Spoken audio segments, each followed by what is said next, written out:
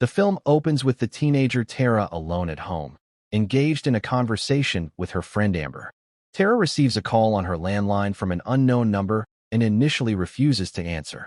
The persistence of the calls eventually prompts her to pick up. A man speaks, asking for her mother. Assuming he is a friend of her mother's, Tara engages in a conversation with him. The caller begins to quiz her about her favorite horror movie. After she tells him her preference, he describes his own favorite, which, he notes, begins with a young girl home alone who gets a call from a stranger. They talk, and then he kills her. Suddenly, the man addresses her by name, which terrifies Tara as she hadn't given him her name. She immediately hangs up, panicked. Tara quickly grabs her phone, activates the house security system, and locks all the doors. She texts Amber, telling her the caller was a psycho, not her mother's friend. Moments later, the landline rings, and she receives a text from Amber telling her she must answer, or Amber will die. Fearing for her friend, Tara answers. The voice tells her she must play a game if she doesn't want her friend to die. He informs her he will ask 3 questions about a specific movie, and if she answers incorrectly or calls the police, Amber will be killed. The killer starts his quiz. Tara manages to answer 2 questions correctly, but she gets the final question wrong. The killer announces he is coming to kill her friend now. Tara grabs a knife, intending to save Amber, but as she opens the door, she is confronted by the masked killer standing right outside. He slashes her across the stomach. Tara pushes him back and quickly slams the door before he can enter. She uses her phone to activate the security system to lock down the house, but she's shocked to find the system repeatedly malfunctions, opening the doors every time she tries to lock them. Finally, the system engages, and all the doors lock. She then receives a call from the killer, who tells her he entered the house before the doors were locked. He emerges from behind her, attacks, and stabs her. Though she fights back, he breaks her leg and inflicts multiple stab wounds. Meanwhile, Sam, Tara's older sister, is working in a different city, having moved away to live independently with her boyfriend, Richie. Sam receives a call informing her that her sister has been brutally attacked and is in critical condition. Sam breaks down and immediately decides to return to her hometown. Richie insists on going with her. While they travel, Wes, Tara's friend, discusses the attack with Amber and their other friends, urging them to be careful and secure themselves from the mad killer. We learn that Wes's mother is a famous local police officer who faced a similar masked killer about 11 years prior. Amber notices bruises on Chad's arm, one of the friends, and recalls Tara saying she fought back and hit the killer. Chad claims the bruises are just from working out. Wes interrupts, stating he's going to check on Tara at the hospital, and Amber, Chad, and his sister Mindy agree to go. Their other friend, Liv, declines, preferring to stay put. As Richie and Sam drive back to the city, Sam tells him about a notorious incident that happened 25 years ago in their town, where a killer named Billy Loomis and his partner murdered all their friends except for one girl, Sydney. Sam explains that this event has led to a pattern. Every 10 years or so, a lunatic dons the mask to kill their friends in a quest for fame. Sam arrives at the hospital, checks on her sister Tara, and greets the friends who are gathered there. After an initial reunion, the friends and Richie leave so Sam can talk with Tara privately. Tara bursts into tears, confessing how terrified she is. Sam tries to calm her, promising to stay by her side. Outside, Tara's friends discuss Sam. Amber expresses disdain for Sam, criticizing her for abandoning her little sister, moving away, and cutting off contact. Wes defends Sam, explaining she was under severe psychological stress before she left. While they talk, a man approaches them, harasses and ridicules them, leading to an argument before the manager kicks them out. As the man leaves, he begins to feel someone watching him. Suddenly, the masked killer appears and murders him. Sam goes to the hospital cafeteria to find something to eat. While she is alone, she experiences a hallucination. Billy Loomis stands before her, asking when she is going to tell Tara why all this is happening to them. A phone call from Amber's number interrupts her thoughts. Sam answers, only to realize the crazy killer is on the line. He tells her he attacked her sister to force Sam to return to the town so he could kill her. Sam yells at him, daring him to come for her. The killer suddenly appears behind her, attempting to stab her. Sam manages to fend him off and escapes the cafeteria. She finds a police officer outside, who enters the cafeteria, But it's too late. The killer has escaped. The police officer, Wes's mother, arrives and investigates the attack on Sam. She interrogates Amber since the killer used her phone for the second time, and she questions Richie, who was not present during the attack. The officer is unable to get clear information as Richie and Amber repeatedly argue, each accusing the other of being the killer. The officer speaks to Sam privately, telling her she knows Sam well, that she has a history of causing trouble, and advises her to take her boyfriend, Richie, and leave town to avoid further problems. Sam returns to Tara to talk with her alone. Sam finally tells Tara that, as a child, she read her mother's diaries and discovered that her mother had conceived Sam with a man other than her father. Unable to cope with the truth, Sam confronted her mother, unaware that her father was standing behind her and heard everything. What he overheard caused him to abandon the family forever. To complicate matters, Sam later discovered that her biological father was the infamous serial killer Billy Loomis. Armed with this dark knowledge, Sam decided to distance herself from her family, leaving the city for an independent life. Tara is completely shocked by her sister's confession, screams at her, and demands she leave the room. As Sam exits, she finds Richie eavesdropping. She bitterly suggests he must be terrified of her, now knowing her father is a serial killer. Richie reassures her that he doesn't care who her father is. He loves her, will stand by her, and will help her to the end. The next day, Sam and Richie visit retired police officer Dewey. Dewey has faced masked killers of this type 4 times before and was one of the people who saved Sydney in the original incident. He has miraculously survived death each time and has been stabbed 9 times to date. Sam and Richie seek his help against the current Ghostface. After Sam tells him everything, she asks him to help them uncover the killer's identity. Dewey refuses to get further involved, but gives Sam some advice. She must never trust anyone, no matter how close they are. He theorizes that the killer is one of her sister's friends because Tara was the first victim, and the killer allowed her to live. After giving this counsel, Dewey firmly tells them to leave. Dewey then calls Sydney, the sole survivor of the 25-year-old massacre, informing her that another killer has emerged in the town. He warns her not to return, under any circumstances, and to remain vigilant. After hanging up, Dewey sends a text message to the news anchor Gail, his ex-wife whom he still loves despite their separation. Gail prioritized her career and breaking news over him, even writing a book about one of the past attacks, which she was present for alongside Dewey and Sydney. Dewey warns her not to return to the town because of the new killer. After some contemplation, Dewey changes his mind and decides to help Sam and her sister solve the case. He finds Sam and Richie, informing them of his decision. They all then meet with Tara's friends, where Sam confesses to everyone that she is Billy Loomis's daughter and confronts them with the certainty that the killer is among them. Mindy, Chad's sister and a horror film expert, declares that the killer is an ardent fan of the Stab movie franchise, based on the original Billy Loomis/Sydney incident.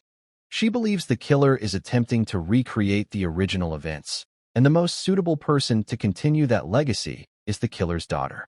Mindy explicitly accuses Sam of being the killer. Everyone seems convinced that Mindy is right and that Sam is Ghostface. Distressed by their suspicion and their readiness to accuse her simply because her father was a murderer, Sam leaves.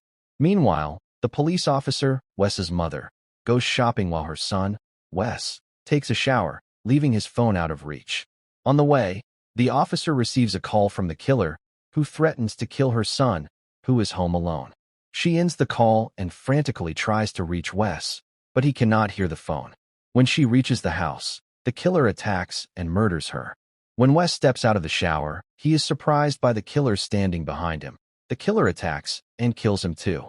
Sam arrives later and learns what happened. She is surprised to see the news anchor Gail back in town, as Gail was close to Wes's mother. Gail introduces herself to Sam, but upon seeing Dewey, she rushes over to him. She reprimands him for texting instead of calling her about the new killer. The two argue, especially when Dewey sees Gail, as usual, arrived with a film crew. However, they stop arguing and exchange flirtatious remarks. Meanwhile, Sam calls Richie to tell him what happened to Wes and his mother. While on the call, Sam realizes with horror that the police officers who were supposed to be guarding her sister in the hospital are now at the crime scene. Sam deduces that her sister is in danger. She takes her car and drives to the hospital with Dewey. At the hospital, Tara is in her room. Suddenly, she hears screams and senses something is wrong. Using her wheelchair, a terrified Tara exits the room to investigate. She finds the officer guarding her room has been killed, and his weapon is missing. Tara hears a door open and footsteps nearby. She wheels back into the room and hides. Suddenly, Richie enters the room, and Tara hits him out of fear. He calms her, explaining Sam called and asked him to come. Abruptly, the killer emerges from behind Richie, attacks, and wounds him, causing Richie to collapse and lose consciousness. Tara tries to flee quickly, but the killer pursues her. Sam calls Richie, and the killer answers. Sam tries to stall him to keep her sister alive until she and Dewey arrive at the hospital and shoot the killer. Dewey goes to help Richie while Sam rushes to her sister. Suddenly, the killer attacks Dewey, but Dewey manages to shoot him in the body. Dewey helps Richie and Sam escape, but tells them he will stay behind to finish the killer completely. Dewey returns to the place where the killer was lying unconscious and prepares his gun to shoot him in the head. At that moment, Gale calls him, distracting Dewey. The killer seizes the opportunity, attacks Dewey, and kills him. The next day, the entire town is in shock over Dewey's death. Gale watches as Dewey's body is wheeled out of the hospital. She breaks down in disbelief.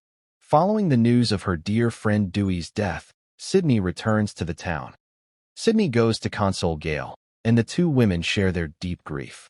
Meanwhile, Sam checks on her sister, Tara, and apologizes for abandoning her, explaining she moved away to avoid becoming a crazy killer like her father. Tara assures her it's impossible for her to become a murderer. The sisters then decide to flee the town immediately.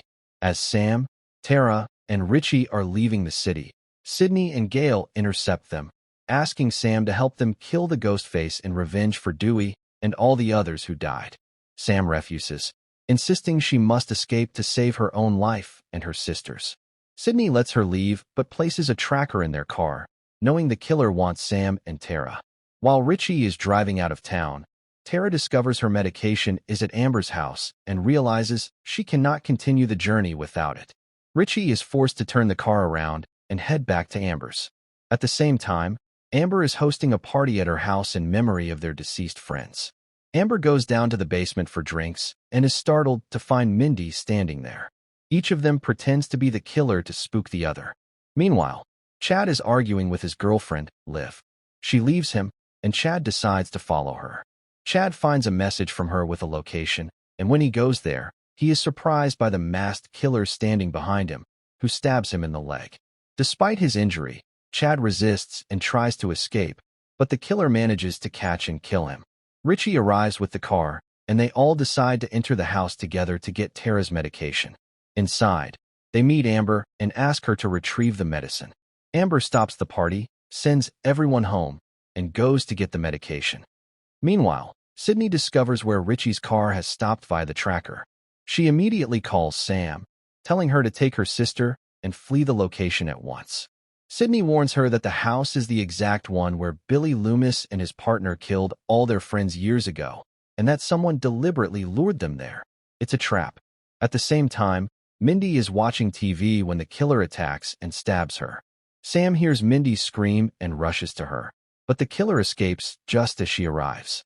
Amber and Tara enter, and Amber begins to accuse Sam of killing Mindy. Richie and Liv arrive, and they all start suspecting each other, until Amber pulls out a gun, shoots Liv dead, and declares that she is the killer. Amber tries to shoot Sam, but Tara stops her. Richie drags Sam down into the basement. Sam suspects Richie and threatens him with a knife, but he claims he suspects Tara is the second killer. Sam doesn't believe him. She leaves him in the basement and goes to find her sister. At that moment, Sydney and Gale arrive at the house. Before they can enter, Amber emerges, shoots at them, and hits Gale. Gale is wounded and unable to continue, urging Sydney to go into the house and end the incident that began 25 years ago. Sydney enters the house, firing shots at locked doors, anticipating someone might be hiding. Inside, Sam finds her sister tied up in a closet. Sam fears Richie might have been right, and her sister is the second killer. At this moment, Sydney manages to wound someone behind a door. The person is Richie. Richie emerges, injured, and explains to Sydney that he was hiding from the killers. The killers suddenly attack Sydney, and after a struggle, they both tumble down the stairs. Sam grabs the gun Sydney dropped and threatens the killer. The injured Richie comes to stand by her side, then suddenly stabs her, snatches the gun, and announces he is the second killer. Richie and Amber drag Sydney and Sam into the kitchen to kill them, just like in the original massacre. Amber goes outside to retrieve Gail and brings her back to join the others in the kitchen. Richie explains their plan. They will kill them and frame Sam, the daughter of Billy Loomis. This will look like Sam was avenging her father, whom Sydney and Gail killed. It becomes clear that Richie and Amber are deranged, having orchestrated everything because they are obsessive fans of the Stab franchise and cinema in general, doing all this so that Hollywood would make a movie based on their own events. Sydney tries to grab a knife, but Amber stops her and stabs her. Amber then goes to get Tara from the closet to complete the chain of killings, but she tells Richie that Tara is gone. Sam reveals she freed her sister because she trusts her. At that moment, Tara attacks Amber. Sam uses Richie's distraction to attack him and escape the kitchen. Amber manages to hit Tara and returns to help Richie. Now, Sydney and Gail attack Amber. After a lengthy struggle, they manage to shoot her, and she catches fire completely. Meanwhile, Richie pursues Sam until he catches up with her. They fight until Sam is able to stab and kill him. Sydney and Gail arrive and hand Sam the gun to shoot him again to ensure his death. After they shoot Richie and confirm he's dead, they are startled by Amber emerging, knife in hand, ready to attack. Tara shoots Amber, saving them all. The police and ambulances arrive. Mindy, who is still alive, and Tara are taken away. Sam goes to Sydney and Gail, thanking them for everything they did for her. She asks them if everything will be okay. They reassure her that they will be fine, and that she, too, will soon overcome what happened and live a normal life. Sam thanks them again, says goodbye, and gets into the car with her sister, Tara, so they can live together and never be separated again, finally able to continue their lives normally after the tragedy.